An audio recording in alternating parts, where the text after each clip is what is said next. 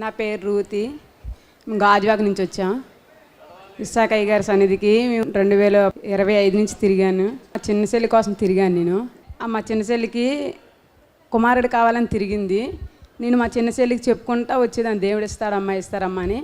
గర్భిణితో ఉన్నది అప్పుడు, లాస్ట్ పాపకి. అప్పుడు అయ్యగారి దగ్గరికి వచ్చాక 2 ఫలాలు ఇచ్చారు. ఆ ఫలాలు తీసుకొని ప్రార్థన చేసుకొని తిన్నాను. ఆపరేషన్ అయిపోయిందండి. నాకు 7 సంవత్సరాలు అయింది ఆపరేషన్. నాకు 4 బాబులు, 1 పాప. మా పాపకు 16, 17 వచ్చింది.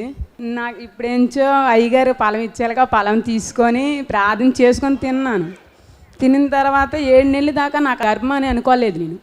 లాస్ట్కి 7 నెలలు అయిన తర్వాత మేడం దగ్గరికి వచ్చాను. అమ్మా నేను గర్భంతో ఉన్నాను, ఆపరేషన్ చేసుకున్నాను కదా, ఇప్పుడున్నాను ఏంటంటే, అమ్మ దేవుడు నీకు దాసి ఉంచాడు, ఇప్పుడు తినేందుకైతే అవ్వదో, నువ్వు ఉంచుకో, ఏదైనా సరే దేవుడి చిత్తమే, నా చేతిలో ఏమీ లేదు, నువ్వేమీ బాధపడకు అని చెప్తే, నాకు 9 నెలలు వచ్చింది.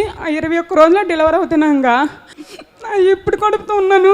నలుగురు ఏమనుకుంటారో అని చెప్పి ఇంటికి వెళ్ళలేకపోయేదాన్ని. నా భర్త అయితే ఏమన్నాడు కాదండి. నా భర్త అన్నాడు, నువ్వు 5 బిడ్డల తల్లి కదా, కష్టపడలేవు, మీ అమ్మింటికి వెళ్ళిపో అనేది. అయితే మా అమ్మింటికి 21 రోజు డెలివరీ అవుతానుగా వచ్చానండి. అప్పటికి ఆవేశం, దగ్గు, జ్వరము అస్సలు తగ్గేది కాదండి. అస్సలు తగ్గలేకపోతే అయితే అమ్మన్నది, అయితే అమ్మ నీకు తగ్గదు, కేజీస్కి రాసేస్తాను వెళ్ళిపో అన్నది.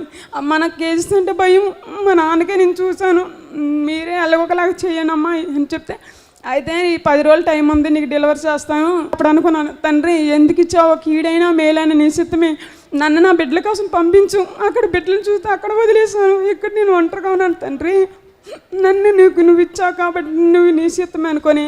లాస్ట్ మేడం అన్నది, అయితే ఆపరేషన్ చేసేస్తానమ్మా అంటే, ఆపరేషన్ చేయనందుకు నా ఒంట్లో బెడ్ లేదు, బెడ్ లేకపోతే బెడ్ తెచ్చుకోమన్నారు.